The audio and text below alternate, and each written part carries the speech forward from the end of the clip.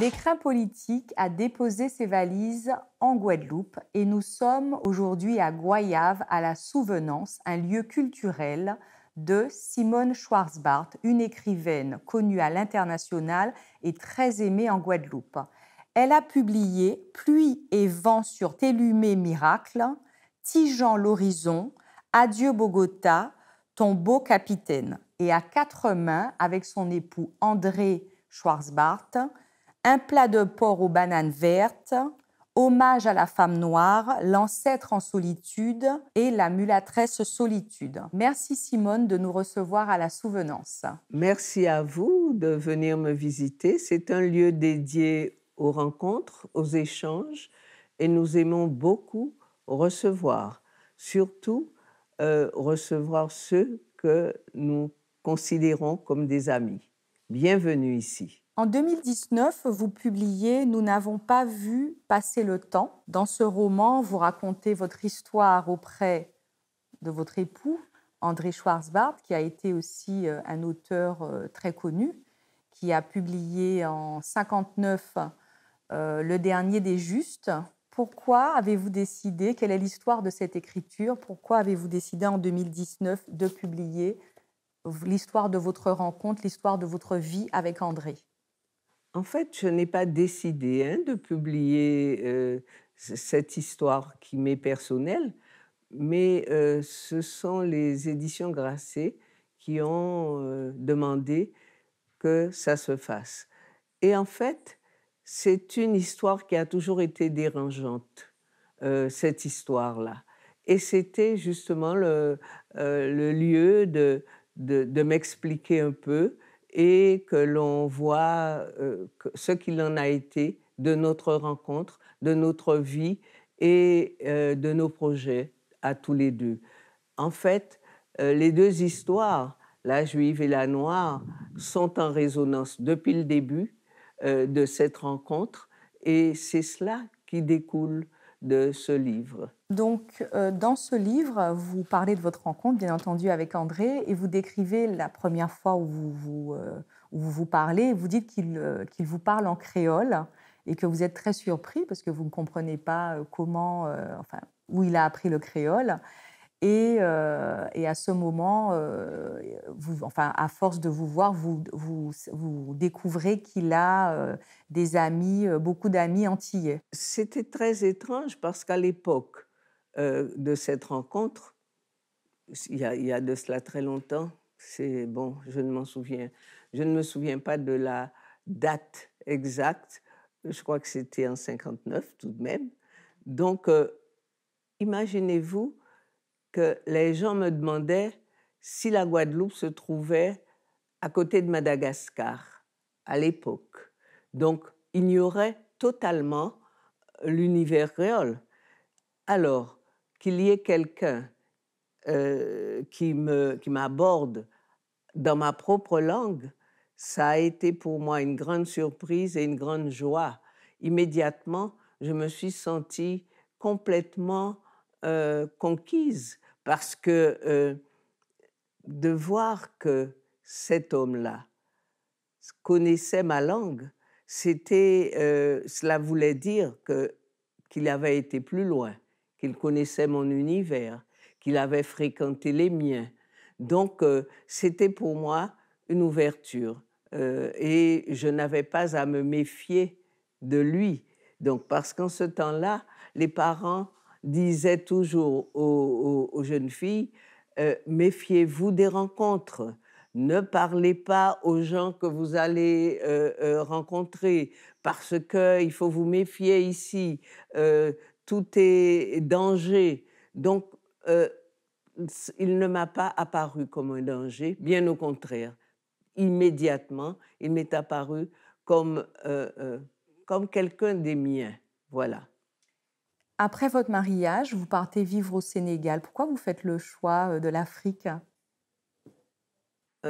Après mon mariage, il y a le fait que les indépendances africaines attiraient beaucoup de monde à ce moment-là en Afrique. On avait envie de fêter cette décolonisation. On avait envie de se trouver au cœur même de cette action qui était en train de se faire. Enfin, les Africains qui étaient à la tête, aux commandes de leur État. C'était quelque chose d'extraordinaire et beaucoup d'entre nous ont voulu rejoindre l'Afrique. Donc, c'est pour cela que nous nous sommes retrouvés au Sénégal, mais aussi parce que je voulais que mon premier fils naisse en Afrique. J'étais enceinte à ce moment-là et vraiment, c'était quelque chose pour moi que de dédier cette naissance à Mother Africa. Donc, c'était, voilà, c'était l'époque. Euh, voilà, c'est ainsi que nous nous sommes retrouvés à Dakar. Par ailleurs, il est bien certain qu'André avait commencé l'écriture de ce cycle antillais qui commençait justement par cette mulâtresse Solitude qui avait ses ancêtres en Casamance, donc à Dakar, et c'est ainsi que, voilà, Vous on s'est partez là-bas. retrouvés là-bas. Est-ce que les Antilles françaises sont afrodescendantes?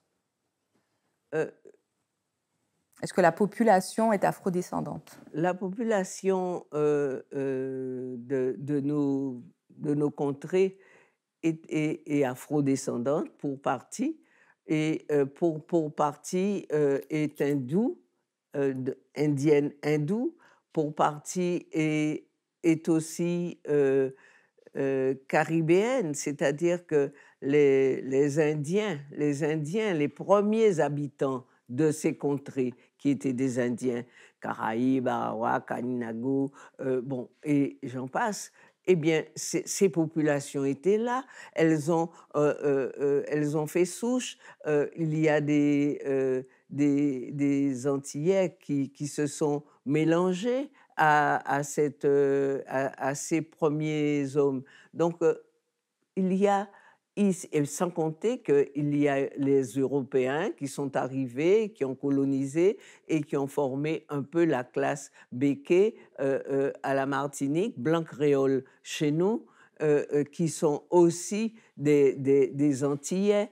Il y a chez nous, justement, le monde entier se retrouve. C'est quelque chose, c'est assez révélateur de ce que sera le monde futur. C'est-à-dire que ça sera le monde des rencontres, le monde où les gens seront davantage, comment dirais-je, en, comment, en vécu, ils auront davantage de souvenirs, si vous voulez. Et ça sera un mode de vie qui sera nouveau. C'est cela la créolité, c'est la nouveauté, c'est un nouveau monde.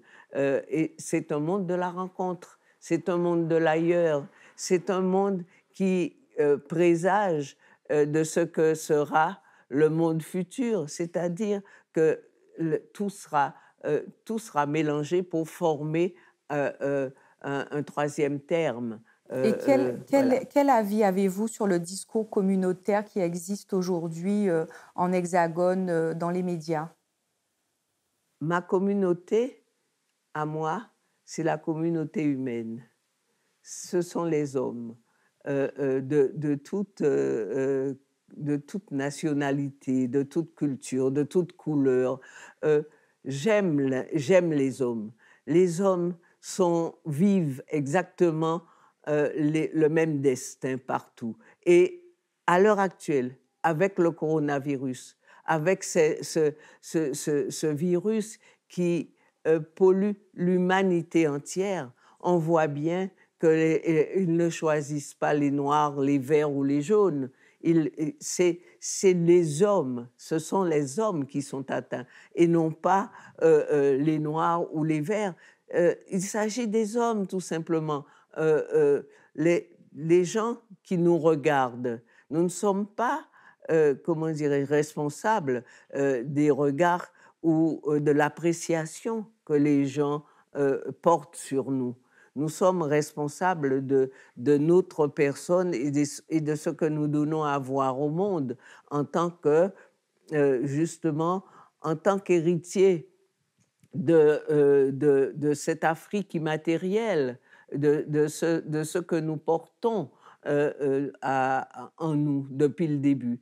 D'ailleurs, tous les hommes descendent de Lucie, tous les hommes descendent de l'Afrique. Donc, les communautés, pour moi, c'est quelque chose que je ne conçois pas, en tout cas. Quand, avec votre époux André Schwarzbard, vous décidez de sortir les 6 volumes les 6 volumes Dommage. encyclopédiques d'hommage À la à femme la femme noire. noire, est-ce un acte politique? Est-ce que là, vous posez un acte politique avec lui quand vous décidez de faire ça? Tout est politique. C'est une politique que nous faisons à notre façon. Nous proposons quelque chose comment dire, qui nous intéresse et qui apporte quelque chose. Cette encyclopédie, elle provient d'un manque. C'est un manque d'ancêtres criant que cette communauté ressent. Nous avons besoin aussi pour nous construire, pour nous montrer au monde, nous avons besoin d'exemples qui soient exaltants et qui nous montrent que depuis les temps les plus reculés, les femmes noires ont toujours été, ont toujours eu des personnages exemplaires, des reines africaines qui ont conquis des royaumes, des reines africaines qui ont lutté contre le colonialisme, des prophétesses, également des femmes pharaons, la reine Tihi qui a donné naissance à Akhenaton était une femme noire et toutes ces femmes-là ont été oubliées, ont été sorties de l'histoire humaine. Il s'agit justement, avec cet hommage-là, de les raccrocher à l'histoire universelle des hommes sur la Terre et des femmes sur la Terre surtout, voilà. Que pensez-vous de la politique culturelle en Guadeloupe? Existe-t-elle? Je ne sais pas, je pense que la culture est un petit peu le parent pauvre. Cependant, il y a tellement d'événements culturels, mais qui ne sont pas fédérés. C'est-à-dire que beaucoup font, mais chacun dans son coin, chacun quelque part. Nous n'avons pas l'idée de ce que ça représenterait comme justement, comme culture d'un peuple si nous nous rassemblions et si nous présentions ensemble musique, cinéma, littérature, théâtre, peinture. Il y a des peintres extraordinaires en Guadeloupe. Il y a des musiciens fabuleux. Notre musique est reprise maintenant. Par exemple, en Hongrie, il y a un orchestre de petits Hongrois, peut-être métropolitains, en tout cas de personnes blanches, qui tous les samedis jouent de notre musique antillaise. Avez-vous l'impression que les Oui. médias de l'Hexagone s'intéressent à la culture antillaise, on va dire aux écrivains, aux artistes peintres? Est-ce qu'ils sont invités dans les médias hexagonaux? Nous ne sommes pas suffisamment représentés par rapport à tout ce que nous emmenons. C'est à l'occasion, par exemple, c'est à l'occasion des Jeux olympiques. Alors, avec les athlètes que nous présentons et qui font des performances, là, on entend vraiment parler, vanter, etc. Mais la culture, la Mais la littérature, le culture, théâtre, le ben cinéma. voilà, du tout, la culture n'est pas du tout assez représentée et quand elle est représentée, elle n'est pas, on ne lui donne pas toute sa valeur parce qu'on on n'invite pas les, par exemple, les écrivains ou les journalistes qui pourraient parler De nos de cultures. nos cultures, on ne les invite pas à présenter convenablement Ces courants ces courants, littéraires, comme ces la courants créolité, littéraires, l'ancianité, mais la oui, négritude.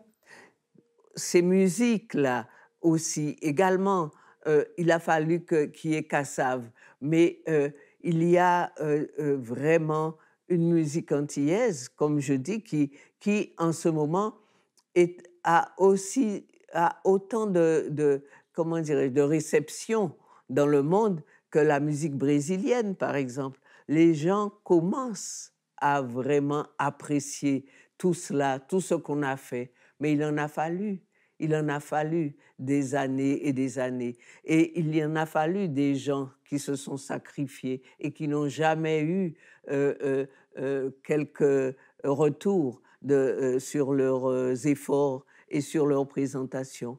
Il y a tout cela enrichirait l'Hexagone, enrichirait aussi la générosité. Il faut être un brin généreux parce que nous recevons, nous connaissons l'histoire de France, nous connaissons les chanteurs, nous chantons toutes ces chansons, Brassens, enfin Piaf, tous ces grands chanteurs français, nous les connaissons. Pourquoi n'en est-il pas de même et que l'on connaisse également les nôtres, ceux qui ont apporté quelque chose à la musique, tout simplement, avec un grand thème. Nous pouvons encore retrouver Hommage à la femme noire à l'édition, dans les éditions Caraïbes, Oui, qui a été caribéenne. caribéenne. Oui, les Donc éditions caribéennes. une réédition. C'est une réédition parce que dans le format initial, il coûterait trop, il serait trop cher et donc il ne serait pas accessible à tout le monde. Alors que dans ce format, il est accessible à tous. D'accord. Et encore aux éditions Grasset, nous n'avons pas vu passer les jours. Merci Madame Schwarzbart. Oui, merci à vous.